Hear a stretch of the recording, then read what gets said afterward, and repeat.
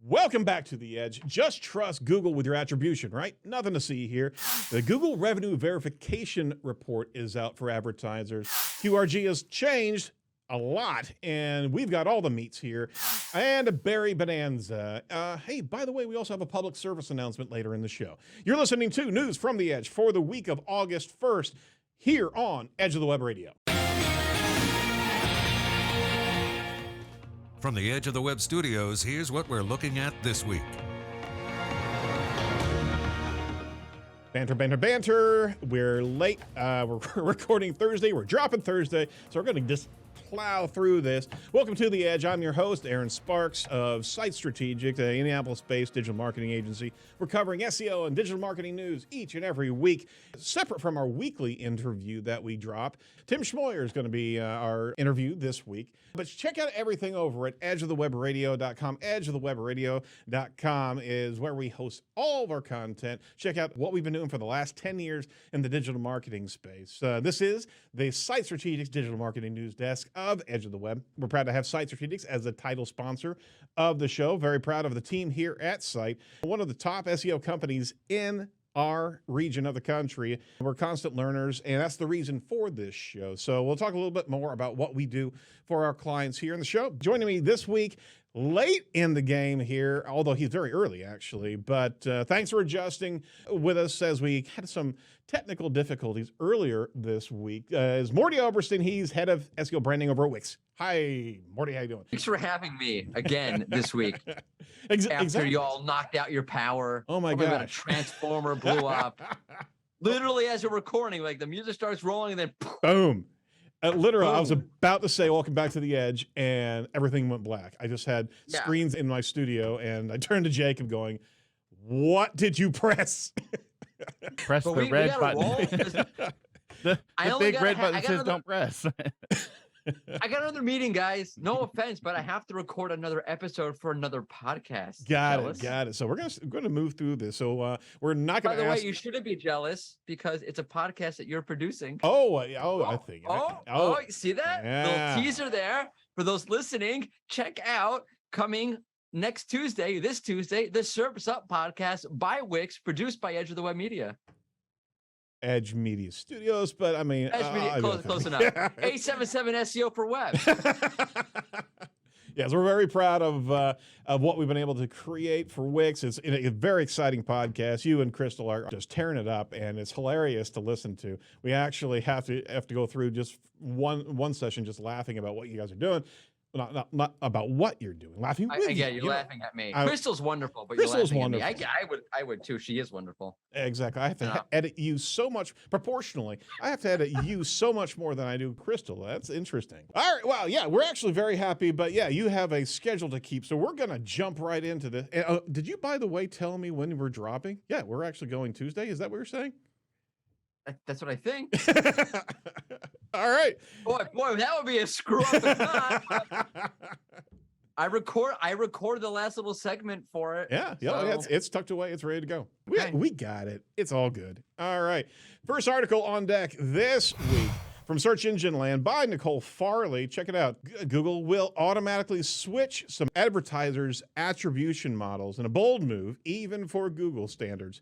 Some advertisers may see their attribution models automatically switched to data-driven. Google's message to advertisers was sent. The email actually says which accounts qualify for the switch and gives them until August 24th to cancel the auto switch. The message actually, pretty bold actually, says we're reaching out because one or more of your conversion actions is a strong candidate for data-driven attribution. Unless you take further action by August 24th, we'll switch your model. Data-driven attribution is a machine learning model that attributes credit for your conversions based on how people search for your business to interact with your ads. Compared to the last click model, data-driven attribution looks at the entire journey that leads a user to convert and allocates credit to each step in that journey. Learn more about it here. Right? So point being is, if you don't want your model to change, and there's certainly a lot of different attribution models, first click, last click, 5 different attribution models in that space. if you're not wanting to have a radical change immediately, I mean, you can certainly navigate that and try out different attribution models. But if you don't want your data to change like overnight, you better protect it before August 24th. So you can actually go in and make sure that you turn off this. You can cancel the auto switch very, very easily. And we're actually going to even have that link in our show notes as well. The fact of the matter is Google is deciding that you're not attributing correctly, or it's selecting you as a candidate to be able to show you a heck of a lot more. Hey, sometimes it's fantastic if your data is flexible enough and you're not reporting stats with regularity to your clients. But if all of a sudden last click data attribution disappears in light of other factors of the pathway model, and you're not knowing that, all of a sudden your data is completely messed up. You better make sure and be prepared for that information. Morty, any thoughts about that? I know you don't swim in the SEM circles, but just about this overreach again. I mean, we're Yeah, so you think about SEM and you look at everything that's happening, it's like, wow, SEOs complain about Google overstay, get off my lawn. yeah. But like that seems to be an actual legitimate problem. Not that it's not totally or entirely not legitimate in SEO, but Yeah, far more legitimate on the PPC side. it really is. We've lost visibility on a lot of clicks. Almost half the low volume clicks are just not in the dashboard. You can't see what terms people clicked on. And there's a lot of automation. There's a lot of communication to your client, bypassing you as the advertiser about suggested change. I mean, there's a lot that SEMs could be complaining about and are complaining about. We're just not getting treated fairly. So with that, I tell you, who does treat you fairly is Site Strategics. Our firm is 18 years old, a digital marketing firm here based in Indianapolis, Indiana. At the top of our region for SEO, our core specialties are technical SEO, SEM, entity SEO, social media management, conversion rate optimization, all focused on results-based marketing that works. We also developed a unique omni-channel media marketing and content curation process here in the studio. We educate ourselves with our weekly R&D from this show. We incorporate the best techniques for content broadcast strategy and execution. So if you're interested in what we do for our clients and what we could possibly do for you, give us a call at 877 SEO for Web or 877-736-4932. All right. Second article here from Search Engine Land. This is also a Nicole Farley article. She's tearing it up over at Search Engine Land.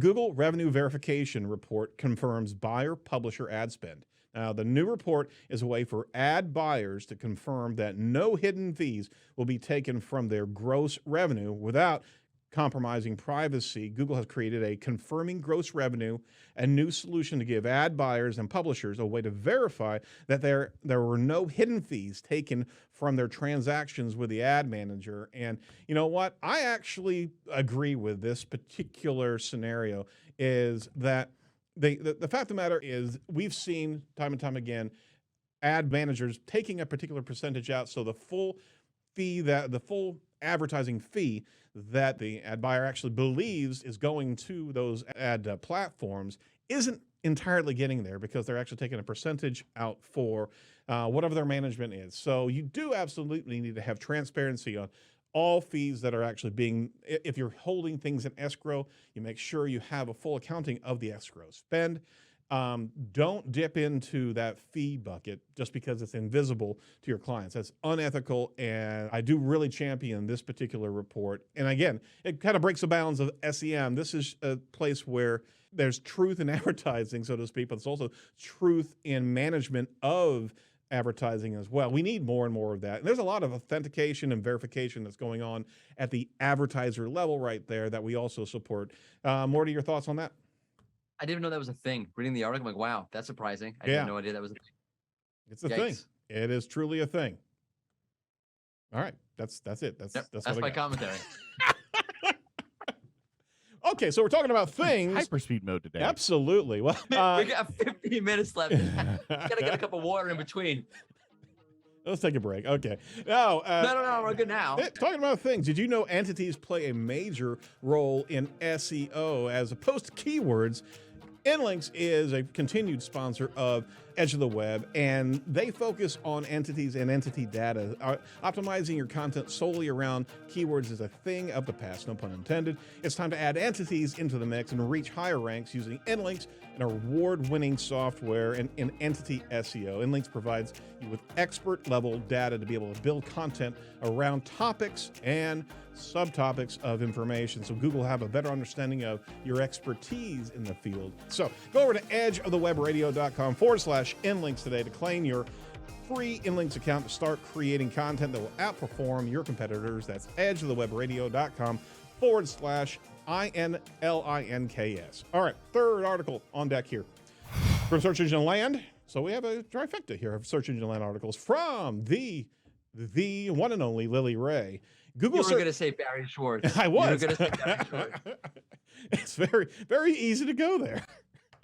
We have no Barry Schwartz articles up to now. Google Search Quality Raters Guidelines update. What has changed? So Google has actually reframed its definition of YMYL, revamped its definition of low-quality pages, and much more.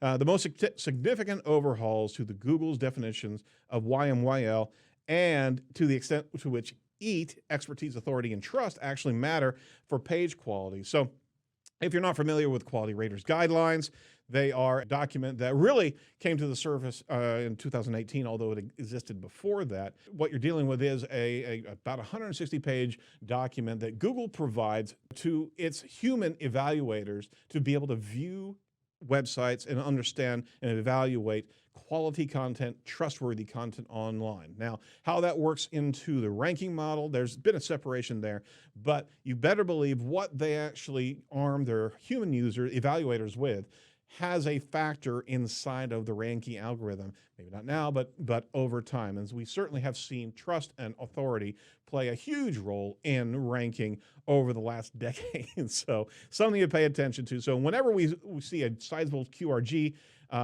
rollout, we want to talk about it. And briefly, your money, your life topics, news and current events, civics, government and law, finance, shopping, health and safety, groups of people. Google completely removed these categories. That was a previous version. Now, the new version of Quality Raters Guideline now defines YMLL by its potential cause of harm. So all the categories that we had previously in different versions of QRG are now gone, and it's now about the harm that content can play. This is a major pivot here because no longer is it sectioned into particular categories. We're now in the subjective mode of harm. I'm just going to say that with a bit of an asterisk. There's certainly harmful content out there. We've talked about that on a regular basis.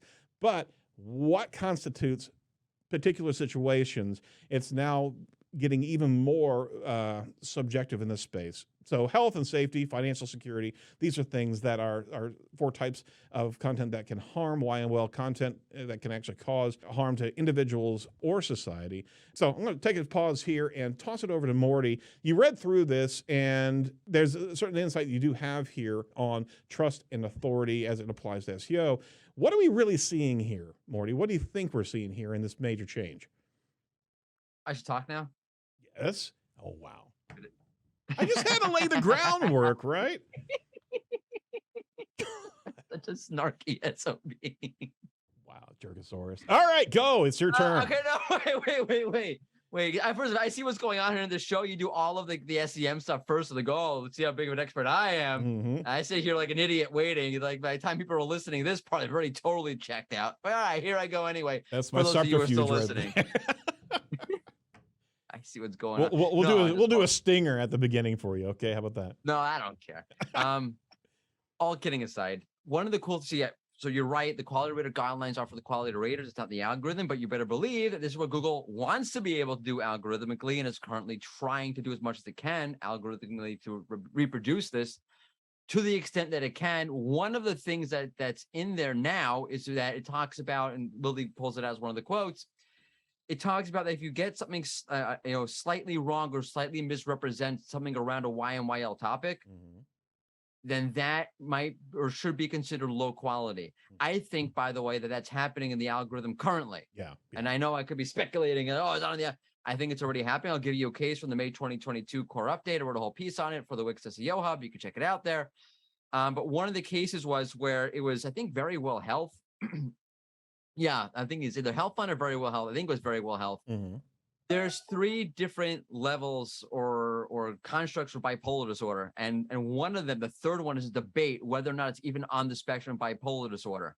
So all of the sites like Mayo Clinic, WebMD, they make sure to put that caveat there. Like many experts or some experts say that this might be part of the spectrum. The other site just portrays it and it does it in a really prominent place. I think we talked about in this podcast at one point. It just goes for it. Like, yeah, this is like the 3rd level of the bipolar spectrum. That's misrepresenting the actual spectrum bipolar disorder, and it's slightly inaccurate. So you already see cases, I see cases of that already happening, of what you see going on in the quality raters guidelines around slight inaccuracy for YMYL, Right. actually playing itself out in the rankings, personally. So my take. slightly is still very, very subjective. Now, that's a very good take. Yeah. No, it's very subjective. Because if you're looking for information on bipolar disorder, that's not a slight thing. Oh, That's a big thing. Absolutely. But that's the point, right? That a slight thing, what you may think from a content creator point of view is a slight, discrepancy. Right. For somebody reading it, that's a big deal. Absolutely. And I think it has to do with the manner and the category of information that it's in, because a slight error in news is a heck of a lot more opinion oriented than slight information as a medical diagnosis, right? Yeah. So there's I slightly get my analysis of the Yankee game wrong. Like, all right, whatever. right. Except unless you're a diehard Yankee Not guy. whatever. Right. Not whatever. I mean, So they do actually have a grid of warnings and potential errors and misleading information. So check out the news article there, because it does actually give us pretty good walkthrough. Clear YML topic, evacuation routes for a tsunami. If there's inaccurate information on the evacuation that could actually cause significant harm to people, weather forecast in the most situations, slightly inaccurate information about weather will not cause harm. People often ask family members, what's the weather today, right? Music and awards winner, explanation of the topic is unlikely to cause harm if it's misguiding. I think there's going to be a space where they go that, okay, this is not correct information, but will Google actually review content inaccuracies more and more and start associating a domain with potential percentage of inaccurate information over time? Or are they actually creating a rap sheet on inaccuracies and potentially holding that against domains? I don't know. Quality is a domain level metric, right? John Mueller's gone on record saying that. So it's not just about pages. Sometimes it is about the domain overall. Right. I don't see any kind of score like that. I do think that if Google looks at the domain and there's a general thematic problem with it, right? For example, like a great easy example is a YMYL health site, and they're just like running banner ads everywhere, pop-up ads, internal links to all of their products. Obviously, the health content is only there for you as a segue to get you into their products and blah, blah, blah, blah, blah. I think Google looks at that as a thematic problem across the entire domain and says, okay, this domain has a problem with the quality of its content. I don't think it's a score. Very good. Are you trying to say that Google's like kind of DA score thing going on? I'm not. I know. No, it's a don't QA score, quality assurance score. John's I'll say it here. Show up at your doorstep, and John's gonna wreak havoc on your body. John's gonna have my head. All right. Hey, we do have a public service announcement that we want to actually lay on you here real quick. Here at Edge of the Web podcast, we pride ourselves for bringing some of the best content, ideas, interviews, and news to the industry. Well, now you can let the world know that you're an experienced SEO every time your phone rings. Well, I was going to talk. With a Morty Oberstein official ringtone, everyone will know that you're an expert in your field. Never go into another conference room with your phone muted again. Well, I was going to talk. Well, I was going to talk. Get the Morty Oberstein ringtone today. Well, I was going to talk. At mortysringtone.com. All right. Just want to make sure that everyone knows that the Morty Oberstein You need to release that as a trailer. You have to.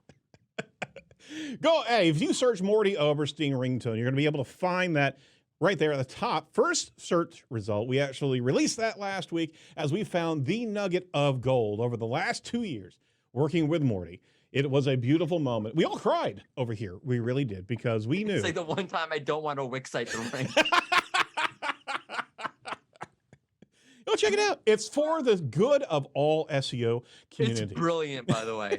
Love it. Like I think this is a level of trolling that I have to admire. You should totally put that out. Oh, there. it's going out. Trust me. Trust me. For the audio listener, there was a whole like video trailer. Also, is that the same voiceover guy from Real Men of Genius, those Budweiser commercials back in the day? That's our deep voice guy. And Here's to you, Mr. Lawnmower. Absolutely. All right. Quick berry blast as we go through Search Engine Roundtable. Quick fast track here. Article number 1 over at Search Engine Roundtable. Google Core Web Vitals no longer impacted pages with no index. In 2021, Google said that Core Web Vitals might also be graded based on pages on your site that are no index. Well, that's no longer the actual case in an updated Google help document. So if you're no indexing anything, especially if it's an archive or, some sort of calendar archive or what have you that may be slowing things down, index that was previously harming your overall Core Web Vital score. That's no longer the case. Morty, thoughts there? I just want to make very clear to SEOs, this doesn't mean that you should no index your pages solely for the case of improving Core Web Vital scores, because that would be stupid. Oh my Lord. That would be a thing. It's the Core Web Vitals Challenge. Go ahead. Hey, we've got perfect. De-index your homepage. All right. Another article over there from Barry. July 2022, Google product reviews update is rolling out, and he kind of reviewing everything that he's seen so far. This is from July 28th. The fourth version of the Google product reviews update is now rolling out. The update is actually called, of course, the July 2022 Google Product Reviews Update. The update, like previous updates, Barry says, will take about 2 to 3 weeks to actually fully roll out. I think, Barry, I was actually just talking to Don Anderson yesterday, and we talked about the different algorithm changes over the last 15 years. And this update is spread out over a number of months. So we're talking the first ones were coming out in late July, then December. Then we had March, and now we have July. This is big, actually. They're just spreading it across different quarters. But, what are you seeing here? So first off, it's just starting to really roll out. Now you start seeing the weather tools like Summer Sensor, Mozcast starting to show the rollout. Super slow rollout. Product review updates generally roll out slower than core updates. Mm-hmm. But this is super slow. I think you're right. I think this is one ginormous kind of update. I think a lot of what they're doing is using language to profile pages better, or to profile whether or not you do things like actually have experience with the product. And I think that's something that takes a long time to refine. And I think, by the way, as I was talking to Lily Ray about this, it's one of the reasons why it's only in English. Really? Right? Because it's a use of machine learning to profile language, to look at language constructs, and to see whether or not the content on the page is actually real quality review content or not. And you can only do that one language at a time. Understood. All right, check that article out. That's actually an astute observation, Lily. No. But not Morty, just Lily. Third article, Google Ads revenue is up 13.5%, and Bing Ads revenues are up 15%, but there's some slowed growth there. So obviously, Google's continue to make insane money. Google search ad revenue went from $35 billion to $40 billion, 13.5% increase. And it won't even give Bing's ad revenue, but it increased 15%. Good for Bing. That's awesome. But there's also a slowdown here. So what we're seeing here, and Google reported the search ad Q2 revenue up nearly 14% versus, I won't even throw the numbers out. I'll throw them in the article here in the show notes, but it may withstand a global recession better than much of the small rivals in the ad industry. But there is a slowdown that's being reported. They're not making nearly as much insane money as they have been in previous quarters. Go check out the data and check out the report that Google rolled out there earlier last week. Okay, gotta jump quickly here. This week's topic on SEO chat. Hashtag SEO chat. What's going on over there? This Thursday. Maddie Osman Today. just put out a book, by the way. Check that out on Amazon. A little plug for Maddie. He's hosting an SEO chat all about writing for bots and writing for users, moderated by Nicole Ponce over at SEMrush. And you got to make sure you get this episode out today, because otherwise it's irrelevant. So this episode needs to come out before 1 p.m. Eastern time today. No pressure. Rock and roll. All right, we'll just All throw it right. out there. All right, that's it for The Edge this week. Hey, check out the Tim Schmoyer episode 1 that's dropping, no pressure, tomorrow as well. Be sure to like, comment, and subscribe our YouTube channel and to get updated when we go live and drop these wonderful videos, especially our public service announcement video. Check that out. We love to hear from you. Go over to writethistpodcast.com/edge today. Be able to give us some reviews online. Let us know what you think of the show and what you think about our public service announcement for the entire SEO community. All right. Thank you, Barty. Thank you, Morty. Barty. I'm done. All right. Thank you so much. Get to your podcast and get that back over to us because we need to produce that thing, man. From all of us over the edge, thanks for everything. Thanks for your patience. We dropped on Thursday here. From all of us, stay safe, stay well, and do not be a piece of cyber driftwood. We'll talk to you next week. Bye-bye. Peace.